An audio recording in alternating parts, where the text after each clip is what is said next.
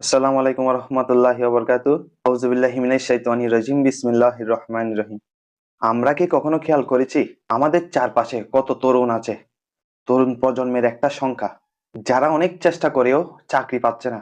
Degree আছে, পরিশ্রম আছে, স্বপ্ন আছে, কিন্তু সুযোগের অকম। এই ভিডিওটা আমরা বাংলাদেশের তরুণদের বেকারত্ব নিয়ে আলোচনা করব।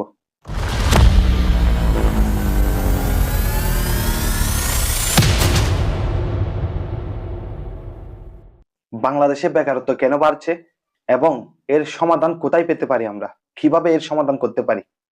প্রতি বছর আমাদের দেশে হাজার হাজার শিক্ষার্থী নির্দিষ্ট মানের একটা ডিগ্রি, নির্দিষ্ট মানের একটা সার্টিফিকেট নিয়ে শিক্ষা প্রতিষ্ঠান থেকে বের হয়, কিন্তু শিক্ষা প্রতিষ্ঠান থেকে পাশ করা শিক্ষার্থীর সংখ্যা যত বা গ্রাজুয়েশন করা শিক্ষার্থীর সংখ্যা যত, চাকরির বাজার তার তুলনায় অনেক কম। আমাদের অনেকেরই ধারণা যে ডিগ্রি থাকলে আমাদের চাকরি নিশ্চিত, কিন্তু বাস্তবতা আমাদের ভিন্ন কিছু বলতেছে। বাস্তবতা আমাদের কি শেখায়? Degree is not enough, degree is not enough, skill matter the most. এটা থেকে আমরা কি জানতে পারি? যে মূলত আমরা এটাও বলতে পারি যে মানুষও আছে, চাকরিও আছে, কিন্তু স্কিলের অভাবে, নির্দিষ্ট একটা অভিজ্ঞতা, স্কিল, যোগ্যতার অভাবে আমরা এই সমস্যার সম্মুখীন বেশি হচ্ছি। ধরেন আমার মতো একজন তরুণ পড়াশোনা শেষ করে ঢাকায় আসে কিসের জন্য? একটা চাকরির জন্য, অথবা বাংলাদেশের গ্রাম থেকে শহরে আসে চাকরির জন্য। রেগুলার সিভি নিয়ে অফিসে যায়, ইন্টারভিউ দেয়, কিন্তু সব জায়গায় একটাই কথা, স্কিল লাগবে, অভিজ্ঞতা লাগবে, কম্পিউটার স্কিল ভালো হতে হবে, কমিউনিকেশন স্কিল স্ট্রং হতে হবে, ইত্যাদি।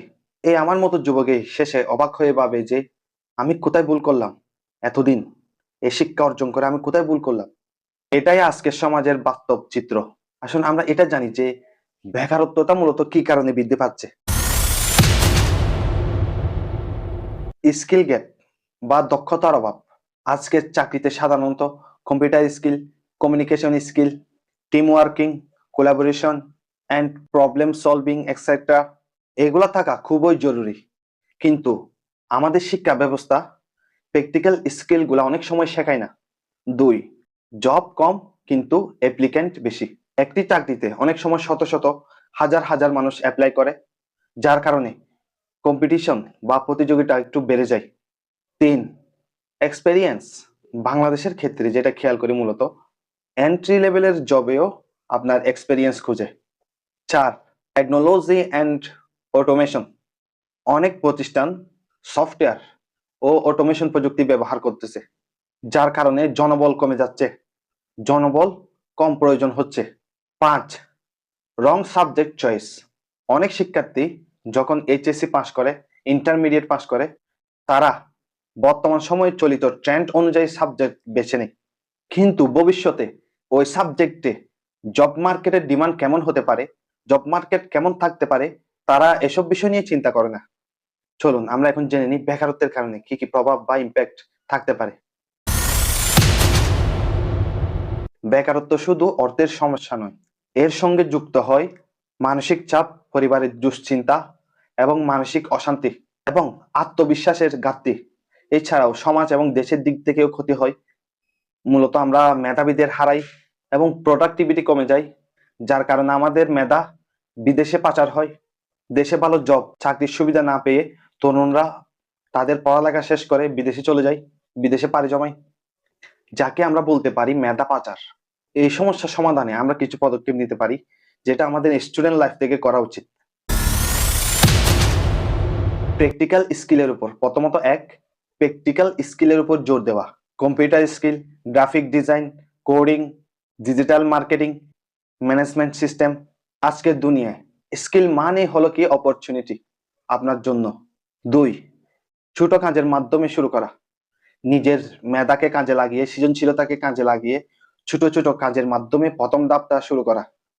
তিন, ইন্টার্নশিপ বা পার্ট টাইম করে অভিজ্ঞতা নেওয়া। Experience is the guy. উদ্যোক্তার মানসিকতা থাকা, নিজেকে উদ্যোক্তা হিসেবে চিন্তা করা।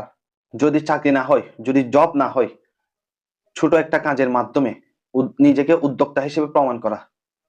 পাঁচ, সর্বশেষ নেটওয়ার্কিং, যেটা আমাদের সবসময় বেশি গুরুত্বপূর্ণ। সেটা হোক কলেজ লাইফে, ভার্সিটি লাইফে, প্রফেশনাল লাইফে, সব জায়গায়। সঠিক মানুষের সাথে যোগাযোগ আপনার ক্যারিয়ারে আপনার সফলতার সুযোগ দ্রুত করে দেয়। একদম শেষমেশ আমার কিছু কথা, বাংলাদেশের তরুণ প্রজন্ম পরিশ্রমী ও মেধাবী। এই পরিশ্রমী এবং মেধাবীদের জন্য বাধা হলো বেকারত্ব।